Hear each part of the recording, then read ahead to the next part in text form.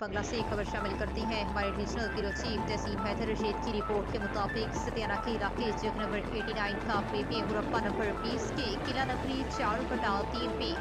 قبرستان کی سرکاری جگہ پر تقریباً 4 کنال کے رقبے پر کچھ لوگوں نے ناجائز قبضہ کر رکھا تھا اور اس قبرستان کے راستے کی 2 مربع لمبی سڑکوں پر بھی ساؤتھ کے کاشتکاروں نے قبضہ کر کے اپنی زمین پہ شامل کیا ہوا تھا اور بار بار افسران پارا کو رپورٹ کرنے کے باوجود کوئی نتیجہ نہیں نکلتا تھا۔ 1-2 مرتبہ جگہ کھالی کروائی گئی لیکن دوبارہ قبضہ کر لیا جاتا رہا اور پنجاب میں ناجائز تجاوزات کی صفائی کا فائدہ اٹھا کر دوبارہ گاؤں کے نمبردار راجہ محمد افضل نے ڈپٹی کمشنر فیصل آباد کو رپورٹ کرنے پر آج صبح AC جڑاوالا عملہ نائب تحصیلدار